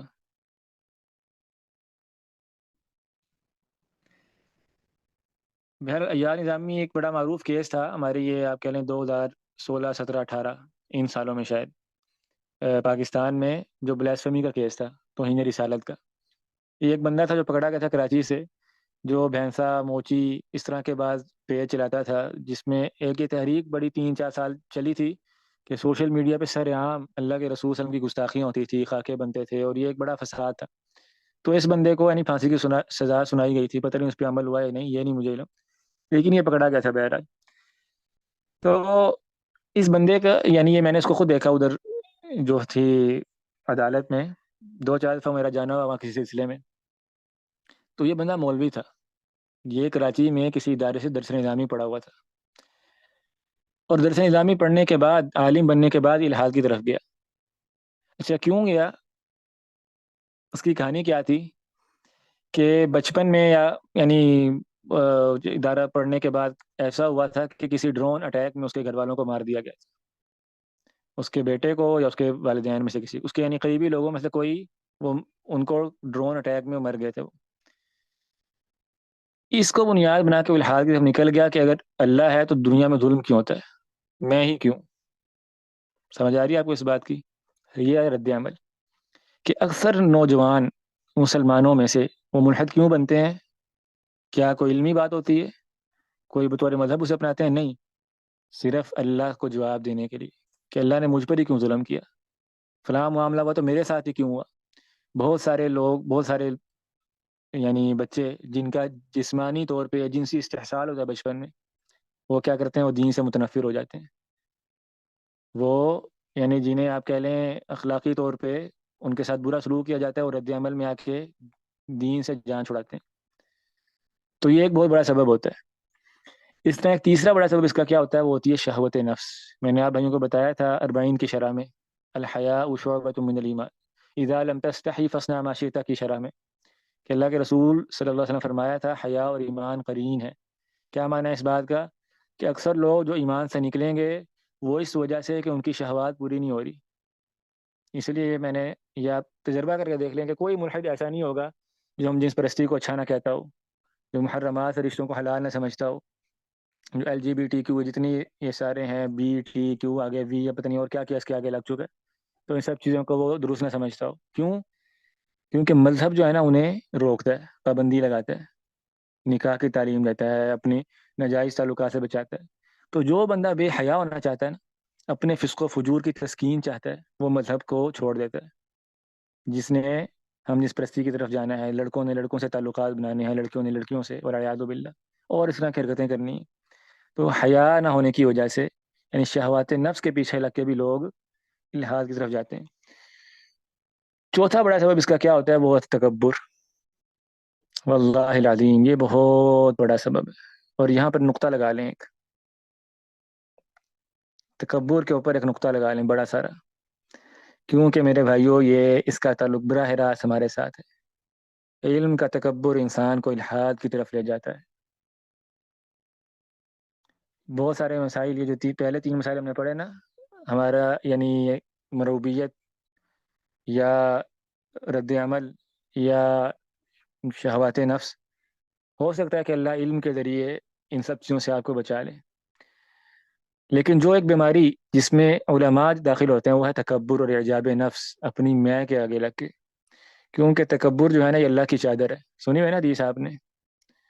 اس کا معنی کیا ہے کہ جو بندہ اس چادر پہ ہاتھ ڈالتا ہے نا، وہ اپنے آپ کو الہ کے برابر سمجھتے سمجھتے کیا کرتا ہے، الہ سے آگے نکل جاتا ہے. وہ سمجھ جاتا ہے کہ اپنے آپ کو اتنا بڑا کر لیتا ہے کہ وہ اب اسے الہ کی ضرورت نہیں ہے.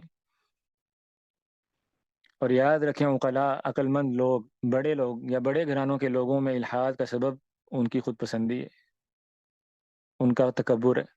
اس کی سب سے بڑی مثال کیا عبداللہ القسیمی. نام سنا ہوا آپ بھائیوں نے کہ نہیں سنا ہوا؟ عبداللہ القسیمی کس نے نام سنا ہوا؟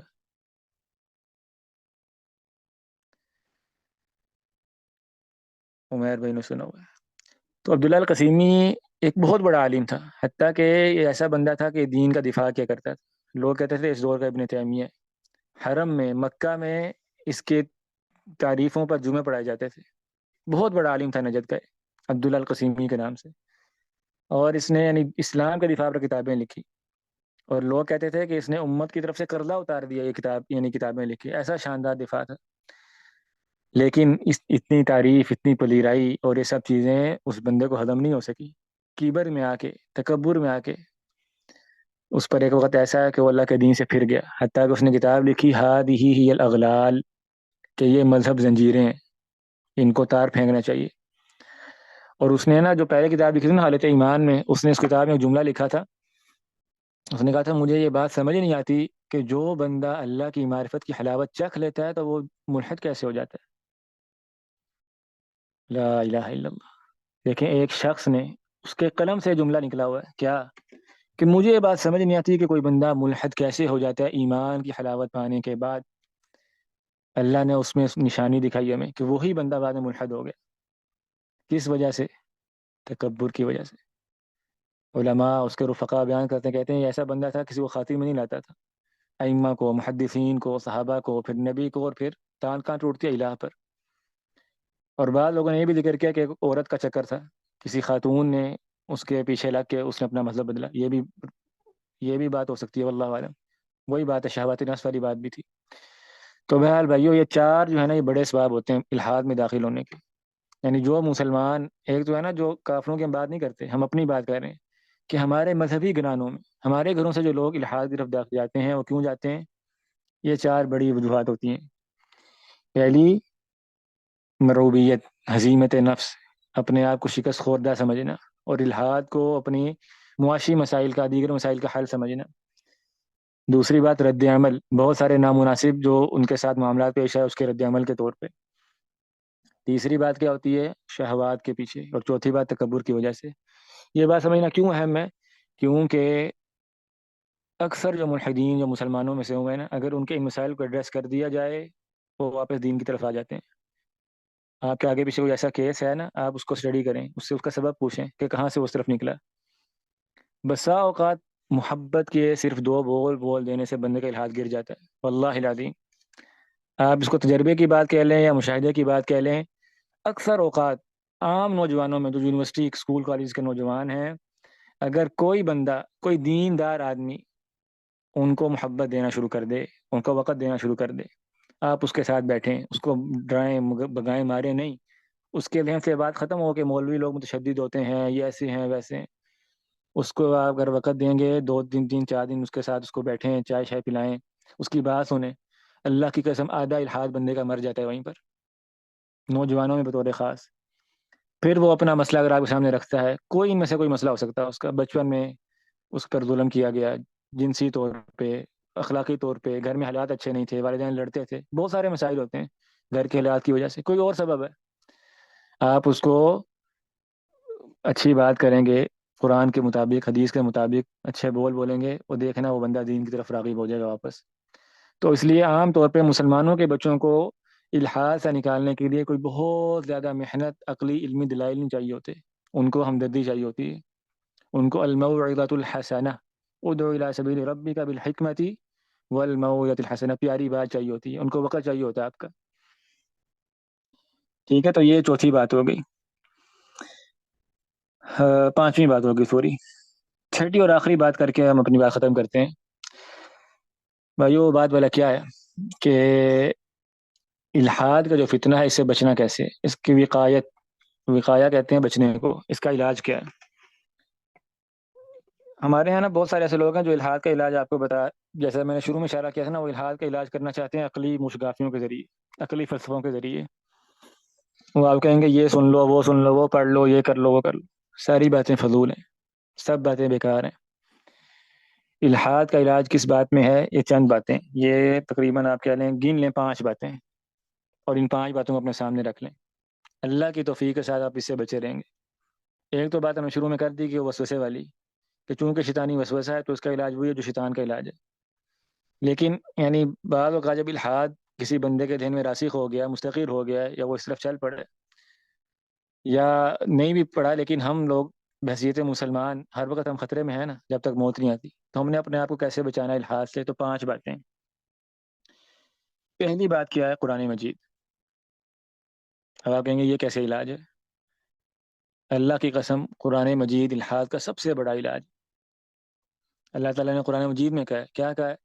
وَكَيْفَ تَكْفُرُونَ وَأَنْتُمْ تُتْلَى عَلَيْكُمْ آيَاتُ اللَّهِ وَفِيكُمْ رَسُولُهُ، تم لوگ کیسے کفر کر لیتے ہو، تم کافر کیسے ہو سکتے ہو، تمہارے درمیان تو اللہ کی کتاب پڑھی جاتی ہے۔ اس سے بات معلوم ہوتی ہے کہ اللہ کی کتاب پڑھی جاتی ہو تو بندہ کفر نہیں کر سکتا۔ کتنے لوگ ایسے ہوتے ہیں، کتنے کیس ایسے ہیں کہ عربی نہیں آتی، پتہ ہی نہیں ہے کہ یہ کیا ہے، لیکن اللہ کا کلام سننے سے وہ بندہ مسلمان ہو گیا۔ ہیں کہ نہیں ایسے کیس؟ اس دور میں تو وہ اور زیادہ ہیں۔ مغرب میں جو داعی کام کریں ان سے پوچھ کے دیکھیں، کوئی خلفیہ نہیں ہے اسلام کا، کچھ پتہ نہیں ہے، لیکن اللہ کا کلام سنا، صرف اس کو لگا یہ کوئی چیز ایسی ہے کہ یہ آسمان سے آئی ہوئی ہے، اس کے پیچھے جانا چاہیے۔ یاد رکھیں قرآن مجید کو پڑھنا تدبر کے ساتھ یہ الحاد سے امان ہے۔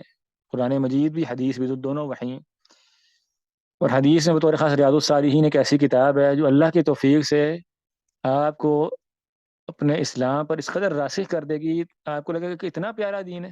اسے کہتے ہیں نا صدقے واری جانا، بندہ اسلام پر صدقے واری جاتا ہے ریاض الصالحین پڑھ کے۔ قرآن مجید کا ورد رکھیں، ریاض الصالحین کو پڑھا کریں، پڑھایا کریں۔ میں آپ سب بھائیوں کو آپ کے لیے نصیحت ہے ایک دل کے ساتھ، کہ آپ کوئی ہلکا قائم کرنا چاہتے ہیں نا، آپ کسی کے ساتھ ہوتا ہے نا 5-6 ہم مل کے کوئی ایمانی مجالس قائم کرنا چاہتے ہیں، کچھ پڑھنا چاہتے ہیں، ہم کیا چیز پڑھیں، کیا کتاب پڑھیں؟ آپ ریاض الصالحین پڑھیں، 3-4-5 بھائی مل کے، ایک دفعہ ختم ہوتی ہے پھر پڑھیں۔ ایسی پیاری کتاب ہے، ایسی پیاری کتاب ہے، کیا ہے، اللہ کے رسول کی حدیث ہے نا، کہ آپ کو اسلام پر انشاءاللہ وہ حلاوت مل جائے گی، وہ ایمان نصیب ہو جائے گا کہ الحاد سے آپ کو انشاءاللہ اللہ کی توفیق سے خطرہ نہیں ہوگا۔ پہلی بات کیا ہے؟ قرآن مجید اور حدیث نبویہ۔ دوسری بات پتہ کیا ہے؟ یہ بڑی اہم بات ہے۔ دوسری بات یہ ہے کہ جو دین ہے نا، اس دین کی ایک چین ہے، یہ دین ہم تک پہنچنے کا ایک تسلسل ہے۔ وہ تسلسل کیا ہے؟ اللہ تعالیٰ، فرشتے، جبریل امین، پھر انبیاء محمد صلی اللہ علیہ وسلم، پھر سلف صحابہ و تابعین، پھر محدثین، پھر علماء، اور پھر عوام الناس۔ ایسے ہی ہے کہ نہیں؟ یاد رکھیں، علماء پر تان، محدثین پر تان، سلف یعنی صحابہ کرام پر تان، اور اس کے بعد پھر انبیاء اور فرشتوں پر تان۔ یہ سب باتیں، یہ سٹیجز ہیں الحاد کی، اللہ تک پہنچنے کی۔ آپ عام طور پہ تجربہ کر کے دیکھ لیں کہ ملحد بندہ ڈائریکٹ نہیں ہوتا۔ جو نظریاتی طور پہ ملحد بننا چاہتا ہے نا، وہ یا تو داخل ہوتا ہے انکار حدیث کے دروازے سے، یا وہ داخل ہوتا ہے صحابہ کرام کی توہین کے دروازے سے، یا وہ داخل ہوتا ہے مولویوں میں کچھ نہیں آتا اس دروازے سے، مولویوں پر رد کے دروازے سے۔ ایسا ہے کہ نہیں ہے؟ ملحد کے اندر یہ سب چیزیں ہوتی ہیں کہ نہیں؟ علماء سے بغض ہوتا ہے، روایات پر تان ہوتا ہے، حدیث پر، صحابہ کرام پر تان ہوتا ہے، اور آخر میں پھر بعض یعنی بے ہدایتیں وہ انبیاء تک پہنچ جاتے ہیں۔ تو یہ الحاد کے دروازے ہیں۔ یاد رکھیں دین کی جو چین ہے نا، اس کی تعظیم کریں، اس کے کڑے ٹوٹنے نہ پائیں۔ میں پھر دہرا دیتا ہوں، اللہ تعالیٰ، اس کے بعد ملائکہ، اس کے بعد انبیاء، انبیاء کے بعد سلف یعنی صحابہ و تابعین، اس کے بعد محدثین، اور اس کے بعد علماء۔ اس مکمل چین کو سینے سے لگا کر رکھیں، یہ امان ہے ہر قسم کے فتنے سے، یہ نجات ہے انشاءاللہ اللہ کی توفیق کے ساتھ۔ جب کبھی آپ کے دل میں یہ آئے نا علماء کے خلاف من حیث الجماعت کہ یہ مولوی کچھ نہیں کرتے، یہ ایسے ویسے، صحابہ کے نام کے بارے میں، حدیث کے بارے میں، یا فرشتوں کے بارے میں، غیبیات کے بارے میں کوئی ایسے شبہات ہیں، تو چوکنے ہو جائیں، تو چوکنے ہو جائیں کہ الحاد اپنی جگہ بنانا چاہتا ہے۔ یہ انکار وجود باری تعالیٰ کی طرف ایک سفر ہو سکتا ہے، اس لیے یہ اس چین کی تعلیم کرنی ہے اور لوگوں میں اس تعلیم کو راسخ کرنا ہے۔ دوسری بات۔ تیسری بات کیا ہے؟ حصول علم، اللہ کے بندوں علم حاصل کریں۔ اور وہی بات ہے کہ بسا اوقات شیطان جو ہے نا وہ دوسرے راستے سے آتا ہے کہ آپ ایک دنیا کے ذریعے آپ نے علم نہیں چھوڑا، آپ الحاد کے نام پر الٹا علم چھوڑ دیں کہ اب الحاد کو رد کرنا ضروری ہے تو چھوڑ دو، کیا یہ عقیدہ کیا پڑھنا ہے، یہ حدیث کیا پڑھنی ہے، یہ فقہ کیا پڑھنی ہے، ہم نے تو الحاد کو رد کرنا ہے نا۔ یہ بھی ایک راستہ ہے، یعنی الحاد کے رد کے نام پر آپ کو الحاد کی طرف لے جاتا ہے شیطان۔ یاد رکھیں الحاد کا رد وہ کیا ہے؟ وہ صحیح عقیدے کی پہچان ہے۔ جس بندے کو اپنے عقائد کا علم ہے اس کو خود ہی پتہ ہے کہ الحاد کا رد کیا ہوتا ہے۔ اور الحاد کے بارے میں جو شبہات ہیں نا، وہ 3 بنیادی شبے ہوتے ہیں: تقدیر کے باب میں، اور حکمت کے باب میں، اور نقل و عقل کے باب میں، یہ تین بڑے عقیدے کے مسائل ہیں۔ ابھی مقصود ہمارا کو سمجھنا نہیں ہے، صرف آپ کو بتانا ہے کہ جب آپ کو اپنے عقیدے کا علم ہوگا نا، آپ کو ایمان بالقدر، تقدیر کا مسئلہ اچھی طرح پتہ ہوگا، آپ کو حکمت کا، یعنی اللہ کی حکمت کا کیا مسئلہ ہے، حکمت و تعلیل کا ایک مسئلہ ہے، یعنی اللہ کے ہر کام میں حکمت ہوتی ہے، یہ مسئلہ اچھی طرح پتہ ہوگا۔ اور عقل و نقل، یعنی ہماری عقل اور وحی کبھی بھی ٹکراتی نہیں آپس میں، کوئی بات قرآن مجید کی، حدیث کی عقل کے خلاف نہیں ہوتی۔ ان تینوں مسائل کو آپ کا اچھی طرح علم ہوگا نا، مجال ہے جو الحاد کا کوئی شبہ اس کا آپ جواب نہ دے سکیں، یہ محال ہے، ممکن ہی نہیں ہے۔ تمام الحادی شبہات کا جمع کر دیں تو کون سی تین باتیں بنتی ہیں، کون سے تین مسائل بنتے ہیں، یہ آپ لکھ لیں، سمجھ ہم انشاءاللہ لیں گے، عقیدہ انشاءاللہ پڑھتے رہیں گے، سمجھ آ جائیں گی باتیں۔